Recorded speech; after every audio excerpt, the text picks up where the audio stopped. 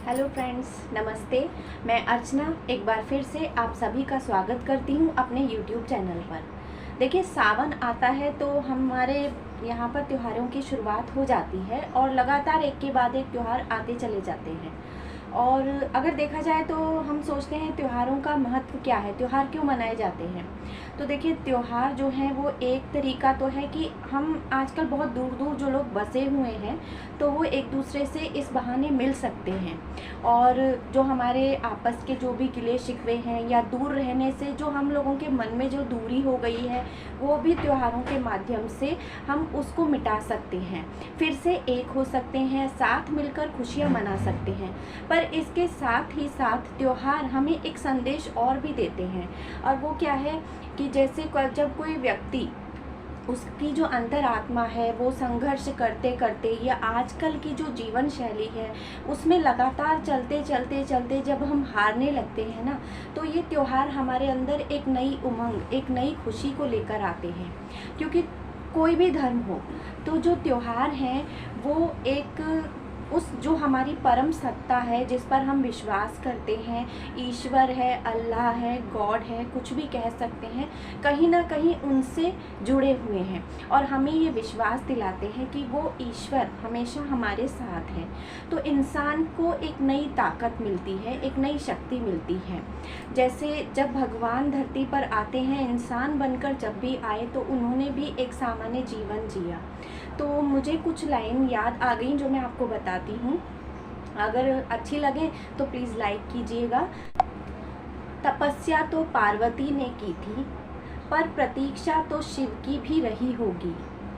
आंसू तो सीता ने बहाए थे, पर विरह तो राघव ने भी सही होगी।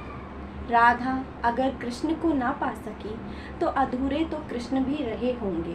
तो देखिए, जब भगवान इंसान के रूप में आए और उन्होंने दुखों को सहन किया, संघर्ष किया, तो फिर हम इंसान उन्हीं की ही तो प्रतिभूति हैं, उन्हीं का ही तो अंश हैं, तो इतनी जल्दी कैसे हार जाते हैं। तो जीवन में संघर्ष करते रहिए, ईश्वर पर विश्वास रखिए। और आज का जो मेरा ये क्राफ्ट है ये फेस्टिव रिलेटेड ही है, तो चलिए ज़्यादा बातें ना बनाते हुए मैं क्राफ्ट पर आ जाती हूँ। अगर आपको वीडियो अच्छा लगे तो प्लीज़ लाइक करें, इसे शेयर करें, और मेरे चैनल पर नए हों तो उसे सब्सक्राइब करना ना भूलें।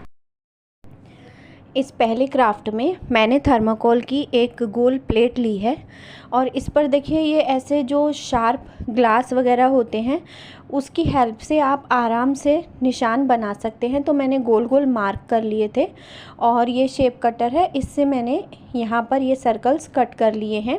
और इन सर्कल्स को हमें फेंकना नहीं है क्योंकि ये आगे हमारे क्राफ्ट में अभी काम आएंगे।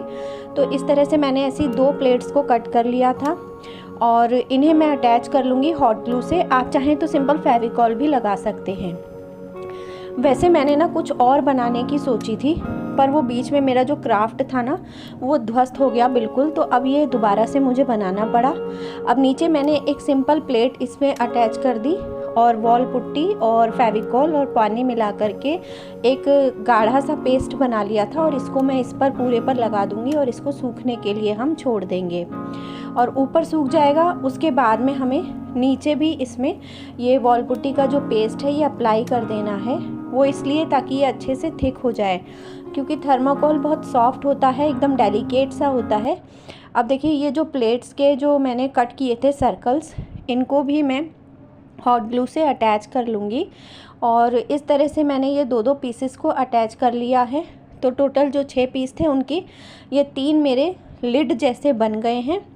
अब थोड़ी बहुत जो मेरे पास ये जो पेस्ट बचा था उसी को मैंने इन पर लगा दिया है और एक एक करके ऊपर नीचे लगाकर इन्हें सूखने के लिए हम छोड़ देंगे। और पहले तो थोड़ा सा ऐसे मैंने ये पेस्ट जो लगाया है ये ज़्यादा ऐसा नहीं था कि मतलब एकदम जैसे आटे जैसी जो लोई होती है ना उस तरह का। अब देखिए, मेरे पास इस तरह के ये कप थे, जो श्रीखंड वगैरह के कप आते हैं, वो काफ़ी टाइम से रखे हुए थे, तो उन पर भी मैं ये पेस्ट अप्लाई कर रही हूँ। और जो डिस्पोज़ल कप होते हैं ना वो भी हम यूज़ कर सकते हैं।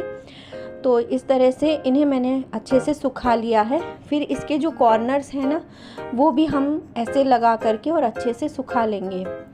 तो ये जो क्राफ्ट वगैरह, अब देखिए जैसे ये है, अब थोड़ी सी मैंने पेस्ट लगाया और उसके बाद इस तरह से लोई जैसा बना करके ये कॉर्नर्स को हम लगा देंगे और यहाँ पर पानी से इन्हें स्मूथ कर लेंगे। मेरे क्राफ्ट बड़े सिंपल से होते हैं और मैं कोशिश यही करती हूँ कि बहुत आराम से समझ आ जाएं और हमको कुछ अलग से, मैं इसमें ज़्यादा ऐसे मुझे लिखने की भी ज़रूरत नहीं पड़ती है, क्योंकि मेरे सब्सक्राइबर्स इतने प्यारे और इतने अच्छे हैं कि शायद उनको मेरे बोलने से ही सब समझ में आ जाता है। और वैसे जो मटेरियल्स मैं यूज़ करती हूँ वो डिस्क्रिप्शन में मैं दे देती हूँ, तो आप वहाँ से देख सकते हैं।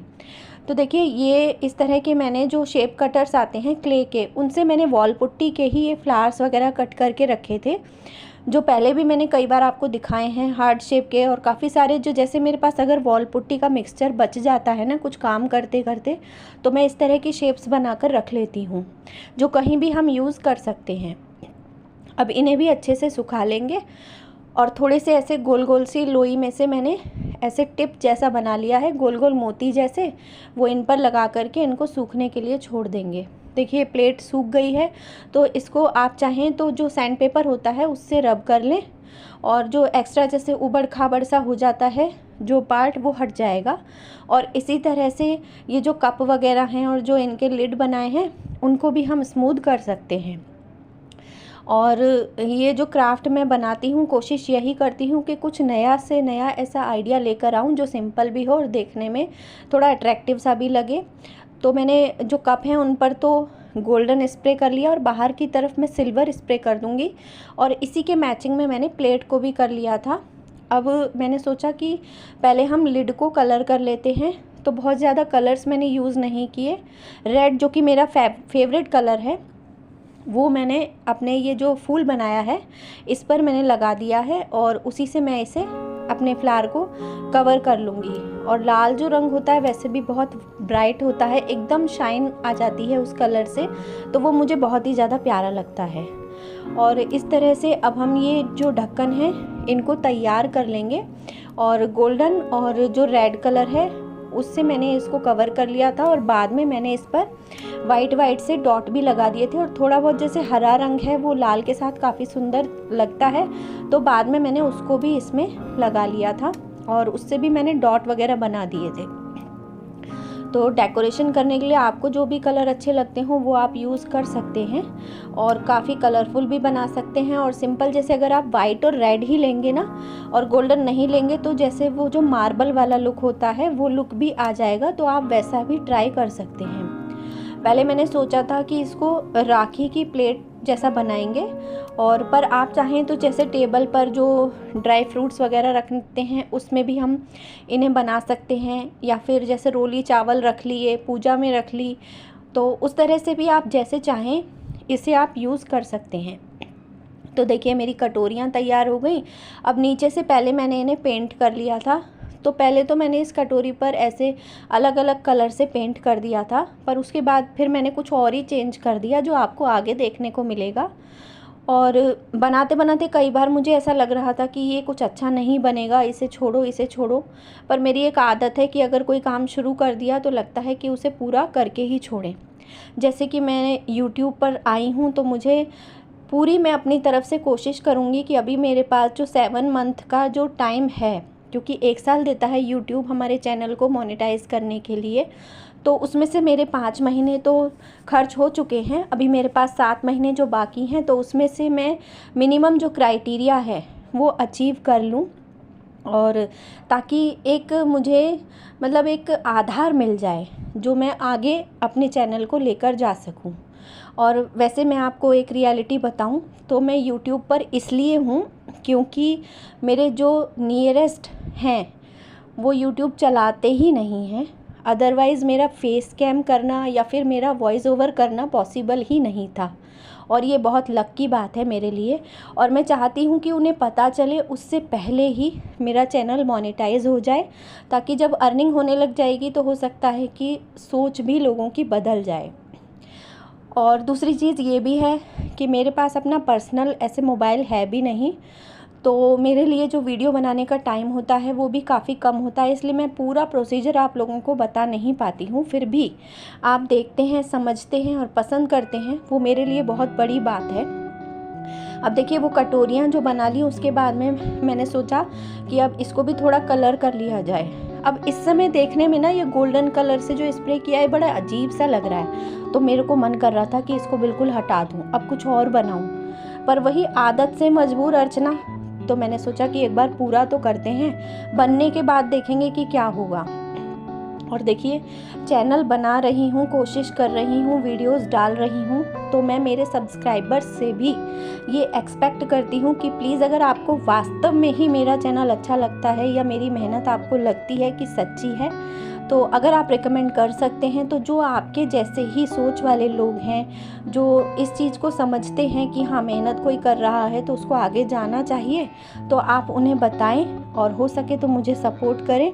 अदरवाइज़ मेहनत तो मैं कर ही रही हूँ जितनी मुझसे हो रही है, और कोशिश करते रहने से एक ना एक दिन सफलता तो मिल ही जाती है।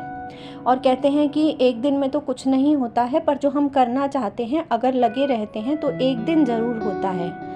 तो वही आदत है मुझ में कि जैसे मंजिल अगर कितनी भी दूर है, तो कहते हैं ना कि हिम्मत हार कर बैठे रहें, ये हमको मंजूर नहीं।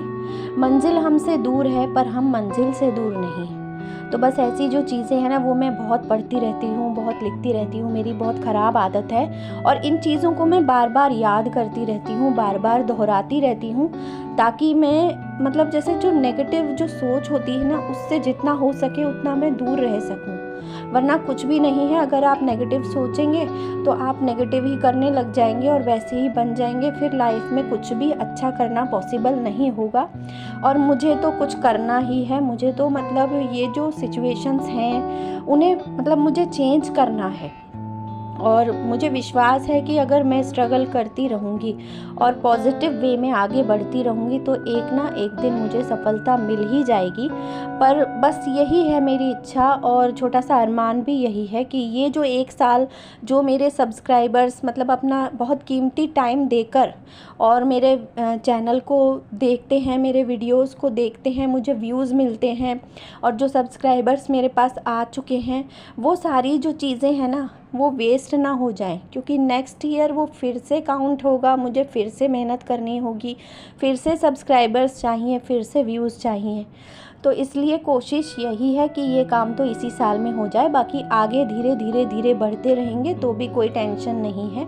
अब देखिए मैंने लेस वगैरह लगा ली। अब ये जो मैंने बताया था ना कि कप में पहले तो मैंने पूरा ही इसको कलर कर दिया, बाद में मेरा मूड चेंज हो गया और मैंने फिर इस पर भी लेस लगा दी। मुझे लगा कि नहीं, ये बहुत ही मल्टी कलर वाली जो प्यारी सी लेस है, अगर मान लो हम जन्माष्टमी पे इस थाली को यूज़ करते हैं ना, तो ये मोर पंख जैसी जो लेस है बस यही चाहिए। तो मैंने इन कटोरियों को भी कवर कर दिया। उसके बाद में मुझे लगा कि बस ये ढक्कन भी कवर होने चाहिए अब तो इन पर भी मैंने लेस लगा दी। अब देखिए ये है मेरी इस थाली का फाइनल व्यू, और देखते हैं कि ये कैसी लगती है।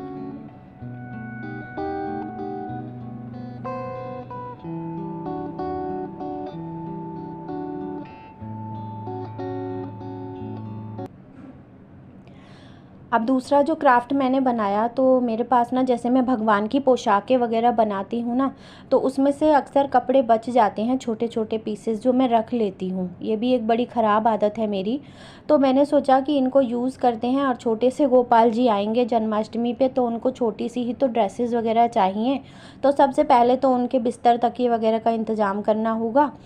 तो उसके लिए मैंने ये एक पीस ले लिया। इसमें फोम अंदर लगी हुई थी, और देखिए ये ऐसे जो ग्रीन कलर का जो कपड़ा है और ये पिंक है, ऐसे छोटे छोटे मेरे पास टुकड़े पड़े थे, तो इनमें से भी मैंने दो दो पीसेस कट कर लिए।